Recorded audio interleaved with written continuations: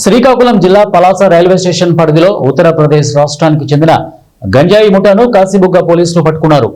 ఈ సందర్భంగా కాశీబుగ్గ డీఎస్పీ వెంకట అప్పారావు మీడియాతో మాట్లాడుతూ ఈ ముఠా దగ్గర నుండి 10.6 గ్రాముల గంజాయితో పాటు 1940 రూపాయల నగదు మరియు 2 సెల్ ఫోన్లు స్వాధీనపరుచుకున్నారు. కాశీబుగ్గ డివిజన్ పరిధిలో గంజాయి పంట లేదు. ఎక్కువగా ఇతర రాష్ట్రాల నుంచి అంటే ఒరిస్సా నుండి వస్తున్నట్టు గంజాయి ఇచ్చాపురం పలాస రైల్వే స్టేషన్ కూడా గమ్యస్థానానికి చేర్చే క్రమంలో ఎక్కువగా పట్టుబడుతుందని చెప్పారు. తప్ప ఎప్పుడైతే ఇంపార్టెంట్ ప్లేసెస్ కూడా అదర్ స్టేట్ వాళ్ళే మనం ఎక్కువ అరెస్ట్ చేయడం జరిగింది.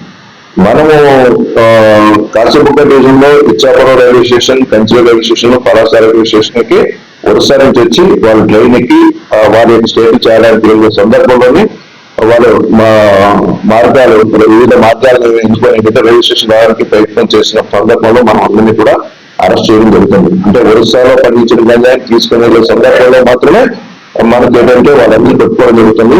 మన ఆంధ్రాలో మన కాశీబుగ్గ డివిజన్ లో ఇటువంటి గంజాయి యొక్క పంట అనేది ఇప్పటివరకు కనబడలేదు. మనం ఎప్పుడు కూడా ఆ సందర్భంలో ఇటువంటి సమాచారం కూడా ప్రజల వద్ద నుంచి లేదు.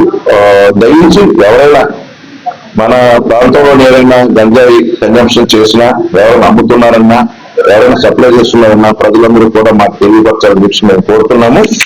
ఈ ఆస్పెక్ట్ లో గంజాయి నివారణ ఆస్పెక్ట్ లో ప్రభుత్వం, రాష్ట్ర ప్రభుత్వం యొక్క ప్రత్యేక కుట్రలు, అదేవిధంగా మా డిఐజీ గారు ఈగల్ టీమ్స్ పెట్టి ప్రత్యేకంగా 10 నెలలుగా ఏర్పాటు చేయడం. గోపీనాథ్ జెట్టి గారు, శ్రీ గోపీనాథ్ జెట్టి గారు డిఐజీ గారు, అదేవిధంగా ఎస్పీ మహేశ్వర్ రెడ్డి గారు ప్రత్యేకంగా పెట్టడం వల్ల మాకు 2021లో మా డివిజన్ లో 10 కేసులు రిపోర్ట్ అయితే 2022లో 6 కేసులు రిపోర్ట్ అయ్యాయి.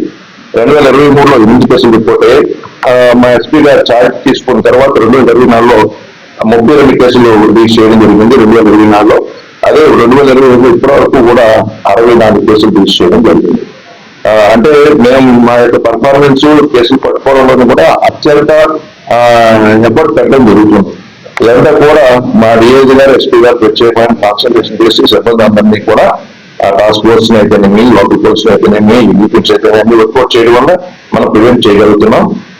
కాబట్టి ప్రజలు మరికొంత సహకరిస్తే తప్పనిసరిగా మరికొంత వరకు మనం దాన్ని పూర్తిగా నివారణ చేయడానికి ప్రయత్నం చేయగలం.